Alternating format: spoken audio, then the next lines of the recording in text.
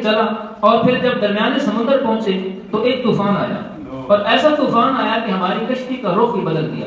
اگر مشرق کی طرف جانا تھا اس نے رخ ہی مغرب کی طرف کر دیا۔ کہا بڑی دیر کے بعد طوفان جب تھما تو ہم ایک قریبی جزیرے پر تھے، اور جب اس جزیرے پر ہم اترے تو وہاں معلوم کیا میں نے کہ یہاں سے بغداد کتنا دور ہے۔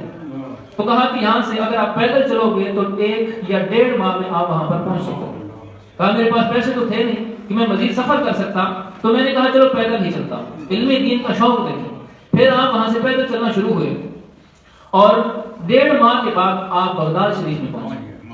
جب وہاں پر پہنچے تو وہاں پر پتہ چلا کہ جو اس وقت کا حاکم ہے اس نے تو امام احمد بن حنبل کو نظر بند کیا ہوا ہے، شاید کوئی سیاسی باتیں کرتے ہوں گے تو ان کو بند کیا ہوا ہے، ان کے اوپر فورس شیڈول لگایا ہوا ہے اور وہ اپنے گھر کے اندر ہی ان کو محصور کیا ہوا ہے۔ تو یہ اتنا جذبہ لینے والا شخص، نوجوان جو اتنی دور سے 1.5 ماہ کا سفر، ذات راہ بھی پاس نہیں، اور کہتے ہیں کہ میں راستے میں پتے کھا کر اور پانی پی کے گزارا کرتا تھا اس حال میں، لیکن دل میں کیا جذبہ تھا؟ علم دین حاصل کرنا۔ علم دین حاصل کرنے کے جذبے سے اتنا مشکل اور طویل سفر کیا، جب جا کے پتہ چلا تو وہ جس کے لیے اتنا سفر کیا تھا وہ تو میسر ہی نہیں۔ تو لوگوں سے پتہ کیا کہ کیا صورت ہو سکتی ہے کہ احمد بن حنبل کے پاس جایا جائے۔ کہا بادشاہ کا حکم ہے جو اس کے پاس جائے اس کو قتل کر دیا جائے، اس کے پاس تو کوئی جا نہیں سکتا، سخت پہرا ہے اور دروازے کے اندر بھی پہرے دار ہیں، دروازے کے باہر بھی پہرے دار ہیں، تم اس تک نہیں پہنچ سکتے، اس کے مدرسے پر سخت پابندی ہے، اپنا مدرسہ نہیں کھول سکتے ہیں وہ۔ تو کہتے میں رات کو سویا اور سوچتا سوچتا ہی سو گیا۔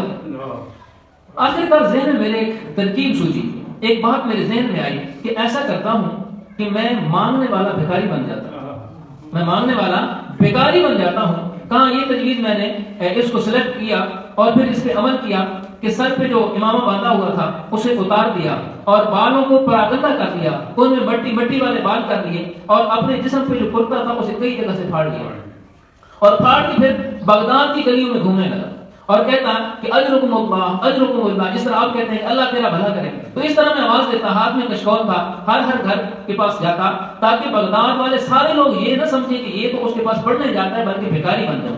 پہلے وہ اس طرح انہوں نے اپنے آپ کو اس حلیے میں بدلا۔ اس کے بعد پھر وہ کہتے ہیں کہ میں امام احمد بن حنبل کے پاس بھی اسی طرح پہنچا، تو کہتے ہیں کہ جب میں ان بھکاری ان کے جو گارڈ تھے ان کے پاس پہنچا تو انہوں نے بھی ایک درہم ڈال دیا، 1 روپیہ ڈال دیا اس وقت کا، یہاں تک کہ احمد بن حنبل کے دروازے پر پہنچا تو وہاں پر میں نے صدائیں لگانا دینا شروع کی، تو اچانک دروازہ کھلا، دیکھا کہ نورانی چہرے والا شخص میرے سامنے تھا۔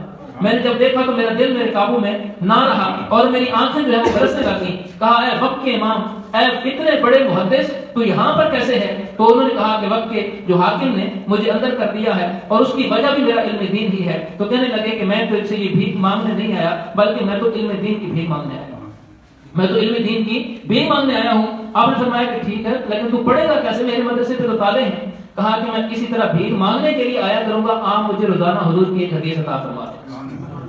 اللہ اکبر۔ تو پھر اسی طرح ان کا سلسلہ شروع ہو گیا، روزانہ بھی مانگتے جاتا وہ شخص بقی الدین رحمۃ اللہ تعالی علیہ، اور وہاں پر وہ ایک سکہ بھی ڈال دیتے، ساتھ میں حضور کی ایک حدیث بھی جوڑی میں ڈال دیتے۔ تو بعد میں وہ شخص، وہ حاکم فوت ہو گیا، اور بعد جو حاکم آیا وہ بہت اچھا نیک دل اور عالم تھا، تو اس نے پھر ان کو بہت بڑی دستگاہ بنا کے دی امام احمد بن حنبل، اور وہاں پر مسند پھر ان کو استاد العلماء اور شیخ المشائخ کی مسند ان کو عطا کی، اور وہاں پر انہوں نے پھر علم دین پڑھانا شروع کیا۔ تو یہ شخص جو بقی الدین ابن مخلد تھے، جب یہ وہاں پر پہنچے تو سب طلباء سے کہا کہ تمہیں علم دین میں نے تمہیں بھی پڑھایا ہے، لیکن میری زندگی میں واحد شخص ایسا آیا ہے کہ تم پڑھنے آتے تھے لیکن میرا جی کرتا تھا کہ میں اس کو پڑھایا کروں۔